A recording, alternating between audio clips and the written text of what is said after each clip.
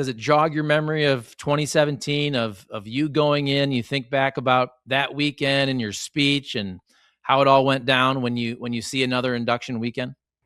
I think the exhibits is really one of the coolest parts about it. I mean, seeing Kurt look around his exhibit and then seeing Harry Gant look around his, with that Skull Bandit Oldsmobile in there. I mean, that reminded me of us going in and seeing Dad's, Valvoline Ford in there, and so that was really neat. You go in there with your whole family, and it's just a cool experience.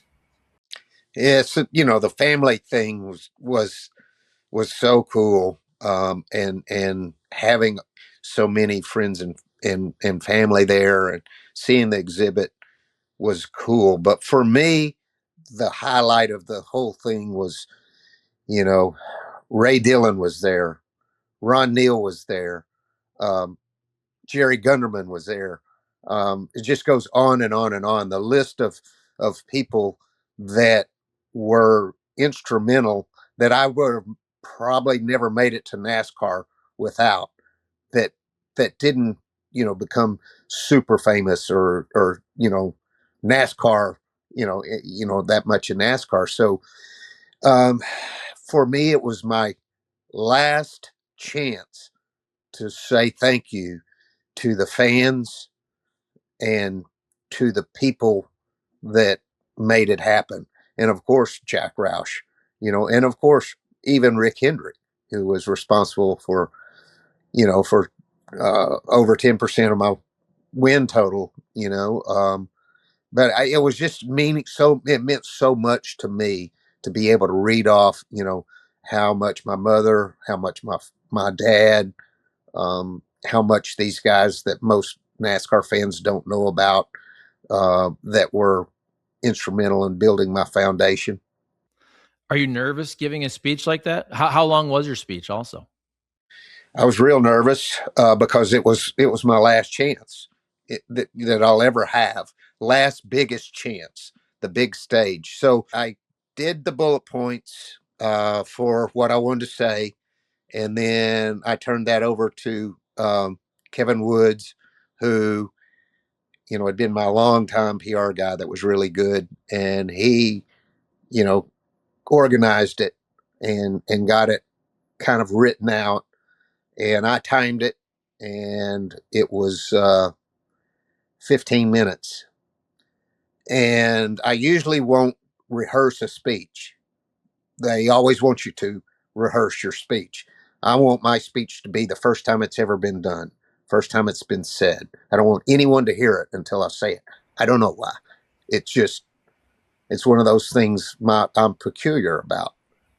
It's fake. If you practice it in front of people and then you say it, it's not the same. I don't know. So I didn't want to go and do a rehearsal, but I decided I would because they really wanted me to. And I sat down with I think it was with the girl that and said, how long's your speech? I said it's 15 minutes. You've got 7. And I said, well, then I can't do it. I won't do it. Mm-mm. Because it was my chance. It meant everything in the world to me to say thank you to the people that got me there. And so she took the speech, they looked at it, they cleaned it up, and they got it down to 7 minutes. But I knew when I got up there they couldn't stop me. So so we were able to whittle it.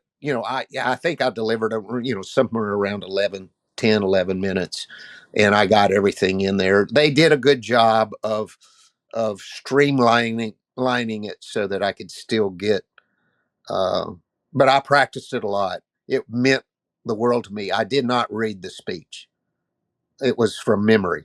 All I had was the bullet points up on the teleprompter. I didn't have a speech. I would refuse to read it. Look, it was from my heart. It meant everything in the world to me.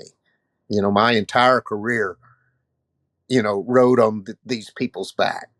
Yeah. Did Matt help you with the bullet points? I know he's obviously very instrumental with the book coming up this year. No, I was too busy in college, man, Yeah. at that point. Yeah.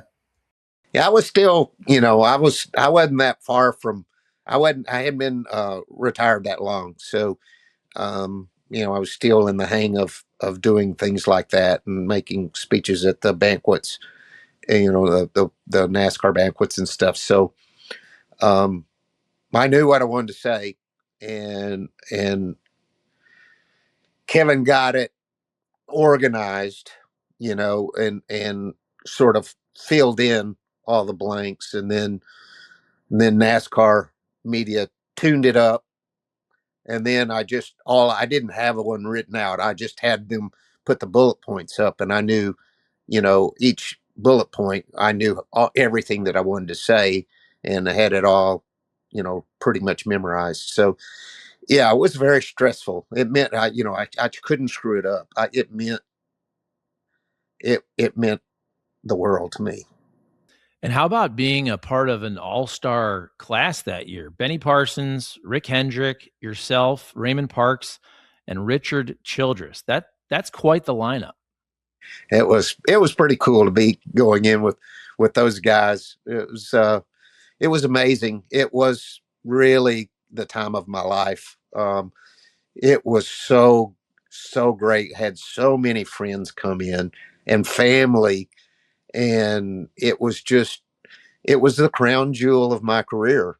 And it seemed like it lasted longer than maybe a win. The victory lane celebration.